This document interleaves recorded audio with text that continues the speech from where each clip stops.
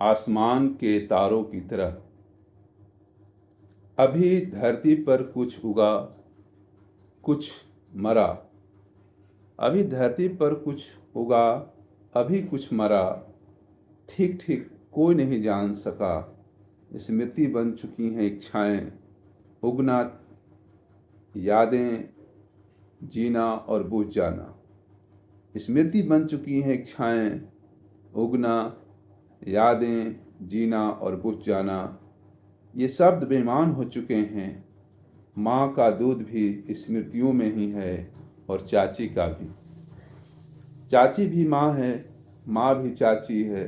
जैसे दो पृथ्वियाँ हैं साथ साथ। न जाने क्यों हम एक होकर भी एक नहीं हैं। भले विचार एक न हो, रह तो सकते ही हैं एक दूसरे के साथ साथ। जैसे रह लेते हैं भेड़ बकरियां, गायें और असंख्य कीड़े। एक साथ कई लाख पौधे रहते हैं, फूल, फल, सब्जियां और मटर के छीमियों के दाने। यही तो जीवन है। कोरोना काल में हमें कजरी गाय और गिरी गाय के साथ रहना चाहिए, ताकि पी सके हिक भर दूध ताकि पी सकें हिक भर दूध उनके बच्चों के हिस्से को छोड़कर। एक कोहड़े में, एक भतुए में एक साथ जौराए रहते हैं कई कई बीज, बिन किसी मंत्र के। फिर क्यों नहीं, फिर क्यों नहीं एक साथ रह सकते हैं हम। एक बच्चा दूसरे बच्चे के साथ क्यों नहीं रह सकता। एक कवि और एक गजल गायक को एक साथ तो रहना ही चाहिए। रेल की पटरियां एक साथ रहती हैं और यात्रियों से खचाखच भरा रेल का डिब्बा भी। वहाँ पास के पेड़ पर पत्तों तो वहाँ पास के पेड़ पर पत्ते तो एक साथ ही दिख जाते हैं या दिख रहे हैं। फिर हम रात में आसमान के तारों की तरह क्यों नहीं रह सकते, क्यों नहीं रह सकते।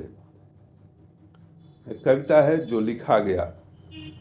जो लिखा गया पेड़ों की देह पर, जो लिखा गया ताम्रपत्र पर, जो लिखा गया भोजपत्र पर, जो लिखा गया मेरी उम्र पर, जो लिखा गया मेरे प्रेम पर।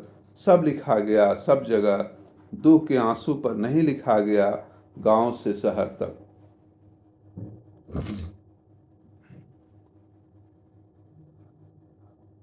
दिन, यह कैसा दिन है, कैसा मौसम है और कैसी बरसात है।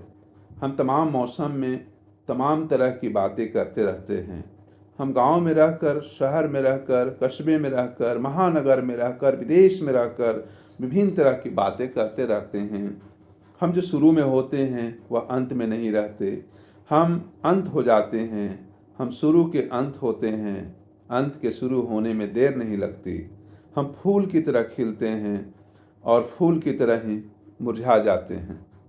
हम बादल की तरह घिर आते हैं। हम बहुत दूर तक जाने की सोचते हैं।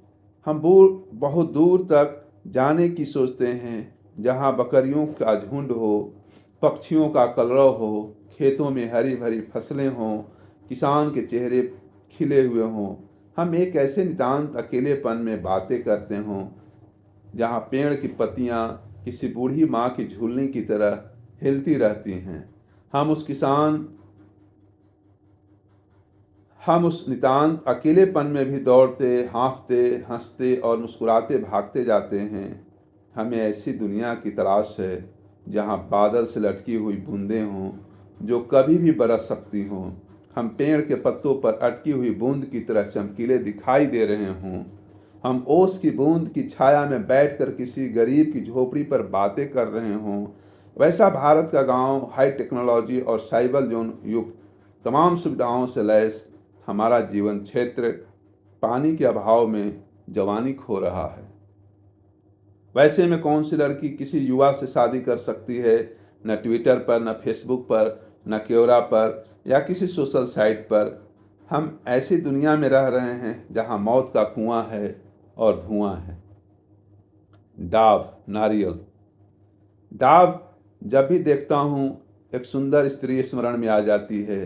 कई बार इग्नोर भी नहीं कर पाता।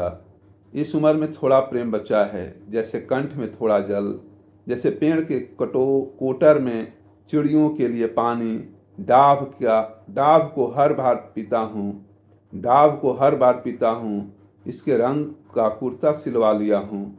जिसने सिला वह भी मेरे रंग में रंग गया, और वह स्त्री भी जो दुकान पर मेरी बात सुन रही थी खड़ी खड़ी।